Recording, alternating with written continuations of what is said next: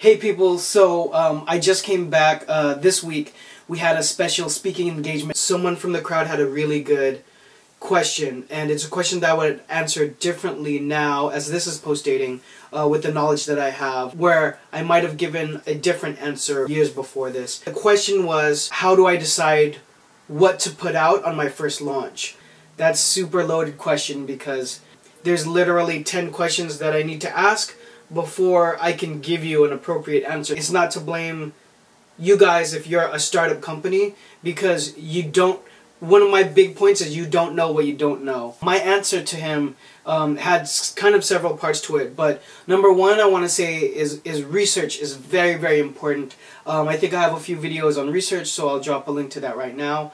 You gotta see what's out there in the market, and sometimes when I say this to maybe a more brash, overconfident brand, they'll say that, oh, well, my designs are so hot, my designs are so different, and there's some truth to be said to that, you know, about not being influenced by other people's design per se, but you still have to do your research in terms of, I would say, price points, and how people are offering garments. I think even though you want to offer something different, you should know what else is out there. A lot of people will say, oh, we're sick of the stuff we see out in the market. We don't see clothing that speaks to us. After having said that, when they show me what they're offering for the line, I don't see anything different, and I've been in and around fashion for over 14 years. So it comes off to me as a little bit cocky. Now, if you have really market-changing designs and you're really coming at it with a really smart, fresh angle,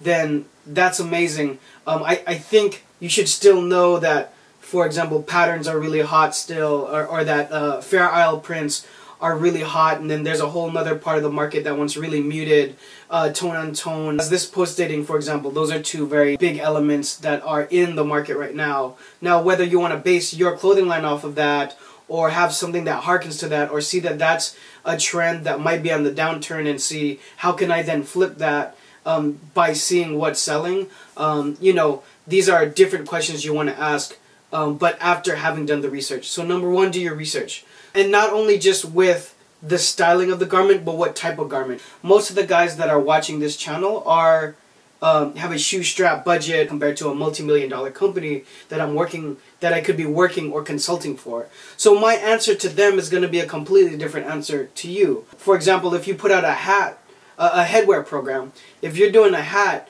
right off the bat I'm going to say stay away from fitted hats, because you're going to keep inventory of all the sizes that you can't move, and then all the popular ones are going to move just like that, and then you're going to have the dilemma of having to reorder but still have stock of the old one in the sizes that people won't buy.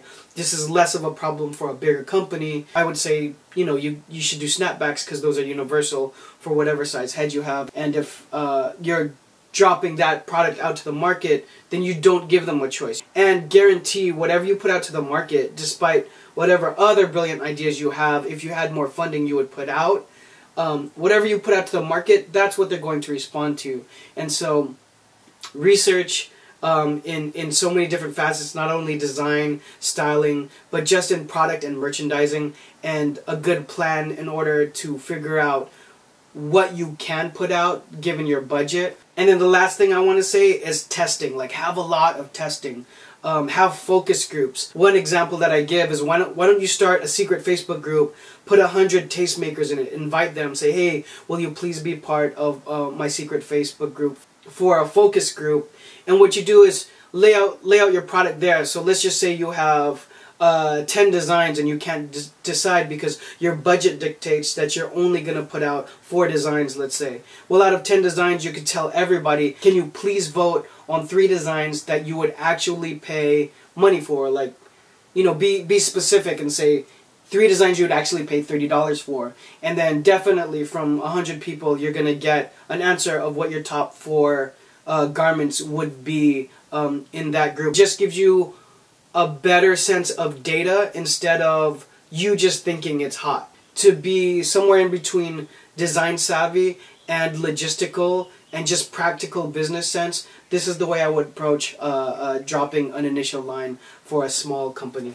Hope that helps. As with anything, if you have any questions, any links to add, any comments, please drop them down below. Please continue to like, subscribe, and comment on all my videos. Thanks for watching. I'll see you guys on the next one. Peace.